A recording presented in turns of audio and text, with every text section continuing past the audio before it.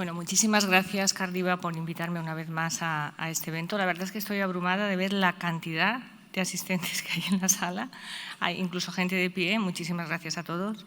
Estoy encantada de participar en esta mesa con mis grandes amigos y grandes referentes.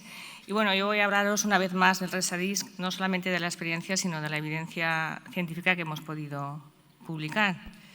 En primer lugar, hablar un poquito de las técnicas percutáneas intradiscales que actualmente disponemos: discectomía lumbar percutánea, descompresión del disco, nucleoplastia, anuroplastia, viacuplastia, descompresión percutánea con láser, ozono intradiscal, discogel y el último en aparecer, el RESADIS, que como sabéis es un dispositivo bipolar basado con la tecnología QMR de alta frecuencia y ya en este congreso ya estamos hablando de las técnicas emergentes de medicina regenerativa como el PRP o las células madres mesenquimales.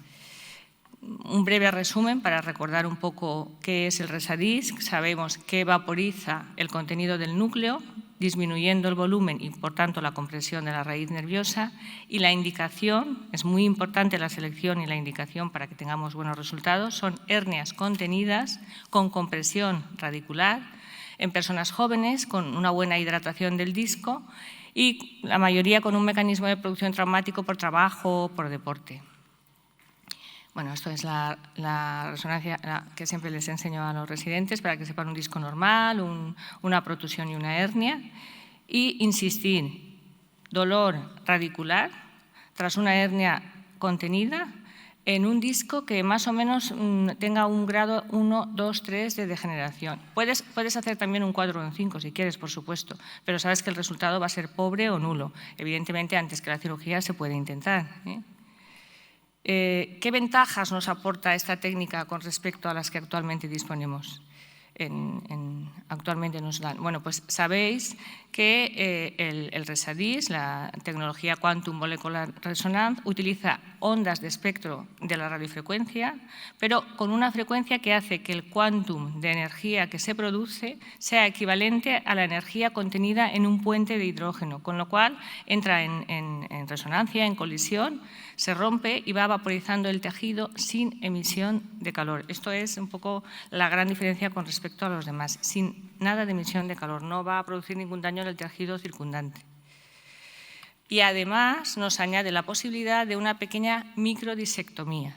Podemos, con la pinza Grasper, eliminar una parte mínima, luego veremos la cantidad del disco. Y, bueno, por lo tanto, nos aporta, sabemos que es seguro, es muy preciso, yo creo que eso es lo más importante de todo, es muy preciso en el tratamiento, el efecto descompresor se limita a 1 milímetro del electrodo, es eficaz porque se consigue una rápida recuperación del paciente a las actividades cotidianas de la vida diaria y a la vida laboral. Es rápido de aprendizaje, de hecho, en la unidad, en la segunda o tercera vez del residente incluso ya le dejamos que lo haga y además te permite la posibilidad de hacer esa pequeñita microdisectomía. Y, como siempre digo, pues claro, está muy bien que tengamos buenos resultados y que todo esté bien, pero tenemos que pues eso, desarrollar evidencia para que así se pueda confirmar la técnica, la indicación de la técnica en dicha patología. Esto no es fácil, es complicado porque se necesita mucho tiempo y un equipo que esté todo el mundo motivado para hacerlo.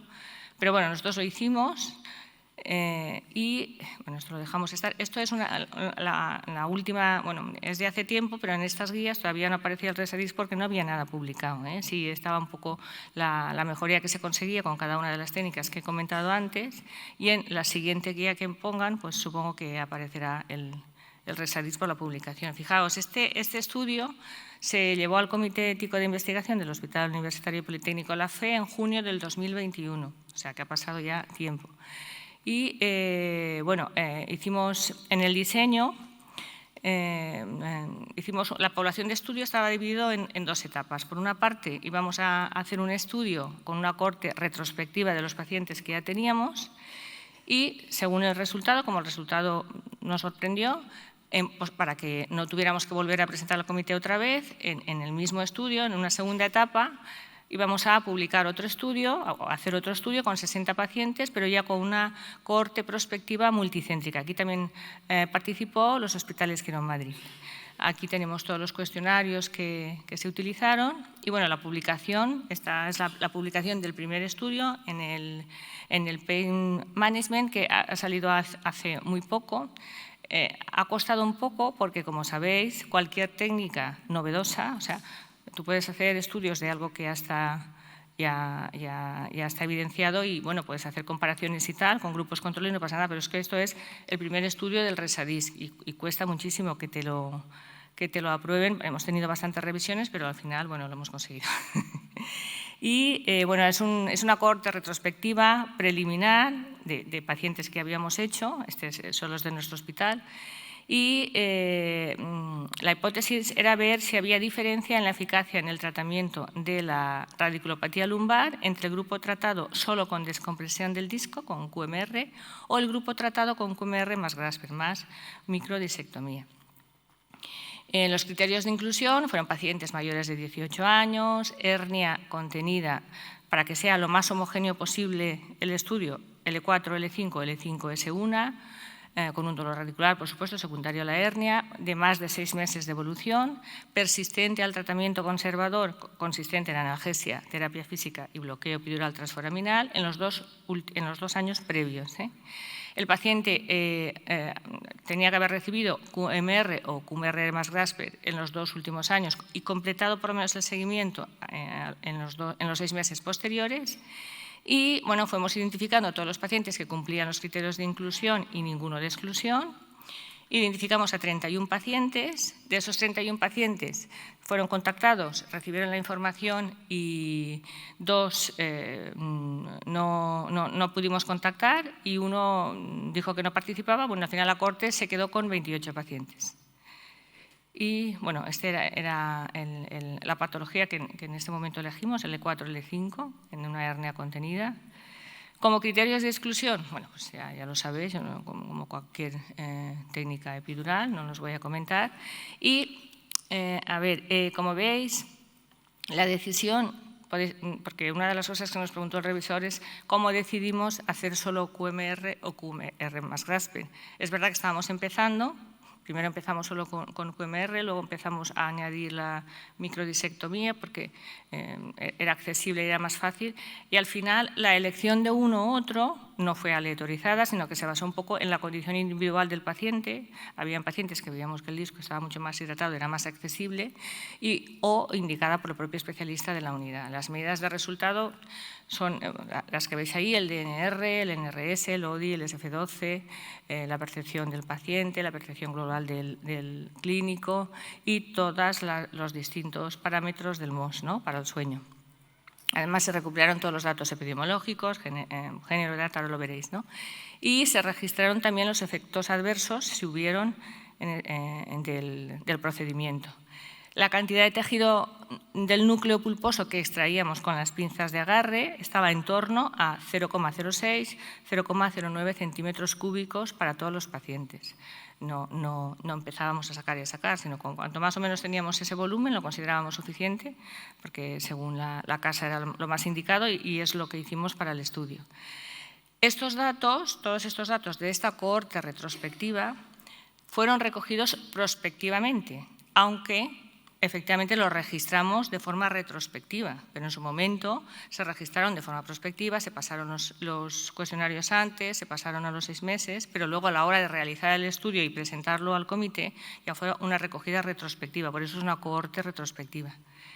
Y en los resultados, bueno, aunque aquí lo veo muy pequeño, pero bueno, recuerdo que en los datos epidemiológicos en lo único que había una diferencia estadísticamente significativa era simplemente en los estudios de cada grupo, en los estudios de los pacientes. En QMR la mayoría tenían estudios primarios y en los que se utilizó QMR más Grasper también habían pacientes con estudios secundarios o terciarios.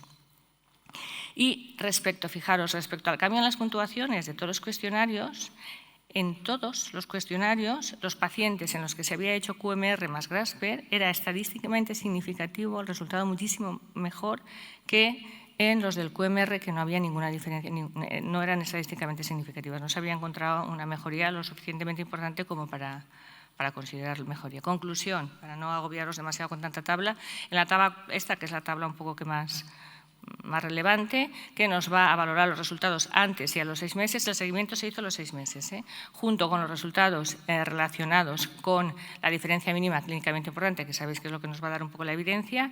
Se observó que el umbral de la diferencia mínima clínicamente importante no se alcanzó en ninguna de las medidas de resultados en los que solo se utilizó el QMR, o sea, la radiofrecuencia. Sin embargo, en el grupo en que se añadió la microdisectomía, se cumplió para las siguientes medidas de resultado el NRS, el ODI, el SF12 físico, el SF12 mental, el SF12 total, la percepción global del paciente, la percepción global del clínico y dentro del MOS alteración del sueño, la adecuación del sueño, problemas del sueño. O sea, hubieron muchos cuestionarios para las medidas de resultado que hemos comentado. Más de la mitad de los pacientes tratados con QMR más Grasper cumplieron la diferencia mínima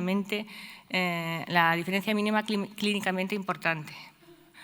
Como conclusión, claro, está claro que el tratamiento con QMR no mostró mejoría en ninguna de las medidas de los resultados a los 6 meses tras la técnica. Sin embargo, y el umbral de la medida de la clínica, espera un momentito que no me acuerdo ahora, la diferencia mínima clínicamente importante no alcanzó para ninguna de las medidas el resultado con QMR. Sin embargo, a los 6 meses, después de la intervención, el tratamiento que se combinaba las dos técnicas, todos los cuestionarios dieron una puntuación positiva para una mejoría significativa para la técnica y además el umbral de la medida clínicamente importante se alcanzó en el grupo tanto para el NRS como para el ODI, como para el SF12 físico, el SF12 mental, el SF12 total, o sea, un montón de cuestionarios. En conclusión, este estudio demostró que hay una diferencia importante entre utilizar solo QMR y QMR más Grasper en la eficacia del tratamiento de la radiculopatía lumbar secundaria a una hernia de disco lumbar contenida o una protusión de disco lumbar a los 6 meses después del tratamiento. Y a continuación de ese, hemos hecho también el prospectivo, que bueno, ya tiene, en principio eran 60 pacientes, luego se han quedado con 58 pacientes, ya lo hemos mandado a publicar al de Journal Clinical Practice, está ya prácticamente para publicar, ya hemos hecho alguna revisión. Es verdad que es un observacional prospectivo y podríamos hacer también uno con un grupo control, por ejemplo, con una epidural transforaminal. Pero cuesta todo mucho. Vamos a ver cuando salga, si luego nos hacemos el ánimo y hacemos también un aleatorizado para ver un poco el resultado. Y los resultados, la verdad es que son prácticamente similares, son espectaculares, porque aquí sí que los 58 pacientes se hace QMR más Grasper. Y bueno, esto es un pequeñito resumen de la descompresión discal con Resadix cervical, aunque ya os lo presenté en Bilbao. Era simplemente presentar los resultados que tenemos hasta el momento actual, que como sabéis, la patología discal cervical hay menos y llega a la unidad de forma también más limitada, con lo cual la posibilidad de desarrollar algún estudio pues es un poco más complicado. Pero bueno, este es el kit de descompresión discal cervical con la tecnología QMR. Como veis, la agujita es un poquito más pequeña y más estrecha. La sonda de radiofrecuencia también es más pequeña, tiene la puntita un poquito doblada, ahora veréis un poco el mecanismo. La indicación es la misma, hernias contenidas. Nosotros en principio lo hacemos siempre en hernias bajas, C5, C6, C6, C7. Y mi consejo fundamental es que sea un paciente que tenga un cuello estrecho, accesible y que previamente en la consulta detectes perfectamente que puedas acceder al disco, porque si no es prácticamente inviable. Esta es la posición del paciente. El cuello hiperextendido, con la cabeza bien fijada, porque lo vas a sedar un poco para que el paciente aguante sin moverse durante todo el procedimiento, con la vía aérea accesible, por supuesto, porque en un momento determinado lo puedas necesitar, los hombros estirados.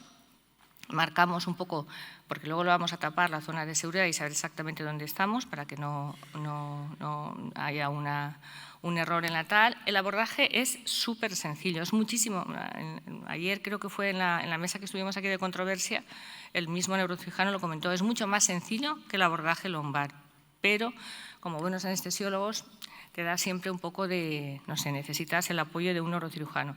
Nosotros lo aprendimos con un neurocirujano italiano, que la verdad es que tenía mucha habilidad, pero el resto que hemos hecho nosotros siempre tenemos localizada a una neurocirujana, a la doctora Rebeca Conde, que colabora mucho con la unidad del dolor y la verdad es que me da mucha seguridad que esté por lo menos localizada, por si en un momento determinado no podemos o ella nos puede colaborar en algo para realizar la técnica. Como veis, el abordaje es realmente sencillo. Hay que, en una radiografía lateral, vas presionando, vas retirando con los dedos el propio paquete vascular y el esófago, puedes hacerlo con ecografía también si quieres. Una vez has chocado ya contra el cuerpo, vas dirigiéndolo hacia el disco hasta que llega un momento que ya, bueno, ahí en el vídeo se ve y es, de verdad es que cuesta nada, medio minuto, es súper sencillo de hacer. Pero así todo, yo os recomiendo que si empezáis, si tenéis la posibilidad de que en vuestro hospital hay algún neurocirujano, por lo menos la primera vez hacerlo con la ayuda del neurocirujano y pues eso, buscar un paciente fácil, con un cuello delgado, que tenga acceso directo al disco. Bueno, una vez ya lo hemos localizado, comprobamos con una AP que efectivamente la aguja está en su sitio y procedemos a la lesión, que es diferente a la zona lumbar, son 3 segundos a 16 vatios durante 3 sesiones, 3 veces, 3 segundos, 16 vatios. Durante la lesión vamos girando poquito a poco la punta, que está un poquito dobladita, y en este caso no utiliza la pinza Grasper. Y ahora vais a ver un poco, es una experiencia con pocos pacientes, porque como acabo de decir, el aflujo de los pacientes es menor, nos deriva a neurocirugía, aquellos pacientes que no son candidatos a cirugía. Y bueno, de los 14 pacientes que se indicó la técnica de Resadix cervical, eran todo protusiones o hernias discales C5, C6, C6, C7, con cervicobraquialgia. Les pasamos los mismos cuestionarios en el lumbar, previo al mes, a los 3 y a los 6 meses. Y los resultados que tenemos hasta el momento, que son pocos pacientes, 2 de los pacientes no pudimos acceder porque eran unos cuellos tremendos, por eso digo que si el cuello no tal, no lo indiquéis. Y de los 12 que sí que hemos podido realizar, 2 pacientes, o sea, un 16%, no percibió mejoría a los 6 meses y se remitieron directamente a neurocirugía. 3 pacientes, o sea, un 25%, sí que obtuvo una mejoría significativa en dolor cervical, pero no en radicular. Y 8 pacientes, o sea, más de la mitad, el 66%, sí que obtuvo una mejoría paulatina, pero muy paulatina, a los 6 meses, y 2 de los pacientes, un 16%, sí que obtuvo una mejoría significativa al mes y se mantuvo a los 6 meses. Y tengo que aclarar que todos se infiltraron con ozono intradiscal y Resadix, porque esa es la técnica que nos enseñó el neurocirujano italiano, que tenía muchísima experiencia cuando vino a la unidad.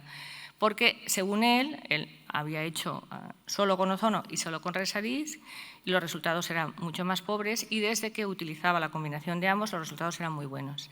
Es verdad que son pocos pacientes, entonces no puedo decir nada, puedo decir lo que hay hasta aquí. Supongo que a medida que vamos haciendo más, tendremos más experiencia, no necesitaremos al neurocirujano tanto, y podremos valorar si efectivamente es efectivo o no.